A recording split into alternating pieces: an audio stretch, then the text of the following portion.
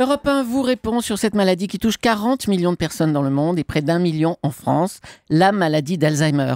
Aujourd'hui, on peut parler d'espoir avec la découverte que vient de faire une équipe de chercheurs. Jean-Philippe Ballas. Bonjour Olivier Saint-Jean. Bonjour. Gériatre à l'hôpital Georges Pompidou de Paris. Merci d'avoir accepté notre invitation. On va essayer d'expliquer simplement cette découverte. On parle ici donc d'un diagnostic qui permettrait de détecter plus tôt et de façon plus sûre la maladie d'Alzheimer. Comment ça marche ?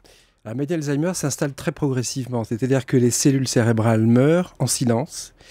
Et puis au bout de longues années d'évolution, des troubles de la mémoire apparaissent. Et ces troubles de la mémoire ressemblent absolument trait pour trait aux troubles de la mémoire du vieillissement normal.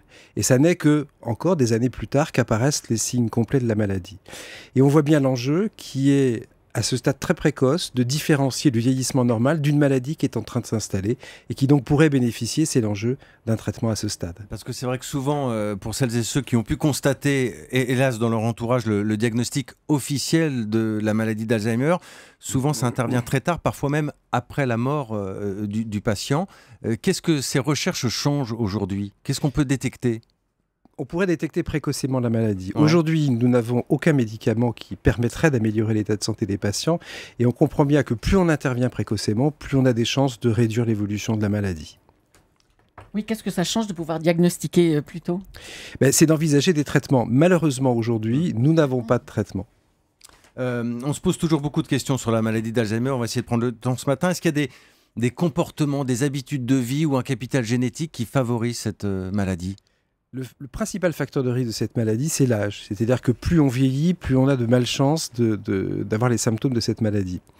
Aujourd'hui, nous ne savons pas ce qui fait qu'une personne ou une autre va développer cette maladie. Il y a sûrement des facteurs génétiques, mais ils sont mélangés aux facteurs de risque de la vie courante. Et c'est une maladie du parcours de vie. On a quelques idées. On sait par exemple qu'avoir un faible niveau d'éducation favorise la maladie. On sait qu'avoir une hypertension artérielle mal maîtrisée favorise la maladie. Mais tout ça est mélangé. Et aujourd'hui, on ne peut pas identifier un facteur de risque bien précis. À partir de quel âge il faut commencer à être vigilant ? Alors c'est une maladie qui concerne essentiellement les personnes de plus de 80 ans. Il y a quelques cas qui surviennent à des âges très, très jeunes, 40 ou 45 ans, mais c'est vraiment exceptionnel. Donc c'est à partir de 75-80 ans, et vous voyez bien que c'est à ce moment-là où apparaissent les troubles de la mémoire liés au vieillissement, et donc l'enjeu de différencier ces deux types de situations est vraiment essentiel. Parce que c'est vrai que ça nous arrive à tous, avec la fatigue parfois, d'avoir des trous de mémoire, mais comment savoir s'il s'agit vraiment d'une alerte ? C'est toujours le doute dans ces cas-là. Alors dans ces cas-là, c'est justement là où la technologie médicale peut aider. Pardon. Des IRM permettent éventuellement de mesurer certaines zones cérébrales et de montrer qu'elles s'atrophient un petit peu plus rapidement que la normale. Et puis il y a ce type de protocole, tel que nos collègues anglais l'ont mis en œuvre, qui consiste à aller doser dans le sang un certain nombre de protéines qui sont associées à un risque beaucoup plus important de présence de maladie d'Alzheimer que de troubles de la mémoire liés au vieillissement. Ça va nous permettre de gagner du temps ? Alors ça permettra de gagner du temps, mais ça permettra surtout de mettre au point des protocoles de recherche. C'est-à-dire que cette découverte a visé surtout de définir des populations qui pourraient bénéficier dans le futur de nouveaux traitements. Aujourd'hui, il n'y a aucune retombée pratique pour les patients au quotidien de ces dosages. C'est simplement une brique supplémentaire qui nous permet de construire quelque chose qui un jour permettra de tester des médicaments que malheureusement aujourd'hui nous n'avons pas. Ce sont les hommes ou les femmes qui sont le plus touchés par la maladie d'Alzheimer ? Alors les femmes sont un peu plus touchées que les hommes, sans que l'on sache si c'est lié à la structure génétique du sexe féminin, Ouais. les deux chromosomes X, ou peut-être à des modes de vie différents que les femmes ont dans nos sociétés. Elles travaillent moins, elles sont en général moins bien placées socialement, peut-être moins stimulées par un certain nombre de situations professionnelles. Et donc aujourd'hui, si les femmes ont plus souvent la maladie d'Alzheimer, on ne sait pas exactement pourquoi. Est-ce qu'il y a une gymnastique du cerveau pour prévenir l'apparition de la maladie ?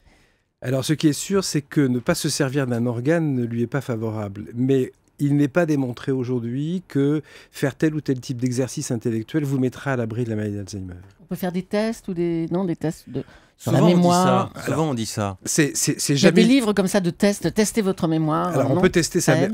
sa mémoire, vous aurez une information sur la qualité de votre mémoire, mais de pratiquer ces exercices n'a jamais mis à l'abri quiconque de la moindre maladie. D'accord. Mais voilà, on ne peut pas dire que ça fasse du mal. Vous côtoyez les patients au jour le jour, vous voyez des accélérations vraiment différentes de la maladie selon les malades ? Alors, c'est vrai qu'on on dit toujours qu'il n'y a pas deux malades qui se ressemblent. C'est-à-dire que c'est une maladie qui abîme finalement notre qualité d'interface avec le monde extérieur. Et finalement, chacun a ses propres modes de réaction avec le monde extérieur et chacun, bien sûr, a son monde qui l'environne. Et donc, certains malades vont évoluer très très vite, d'autres vont évoluer plutôt lentement. Et un des messages, je crois, qu'il faut faire passer, c'est que l'évolution est le plus souvent lente après 80 ans. Ça n'est pas cette image dramatique que l'on véhicule souvent d'une maladie qui détruit la personnalité, qui est toxique pour l'entourage. Bon nombre de patients ont une évolution qui est rendue d'autant plus paisible aujourd'hui qu'on sait prendre en charge les patients. Si on n'a pas de médicaments, on sait organiser leur mode de vie, on sait aider leur famille. Et c'est une des grandes avancées des politiques sanitaires en France depuis 10 ans. Et donc la recherche qui avance aujourd'hui avec cette découverte des scientifiques britanniques. Merci Olivier Saint-Jean, gériatre à l'hôpital Georges Pompidou. Merci d'avoir répondu à nos questions ce matin sur Europe 1.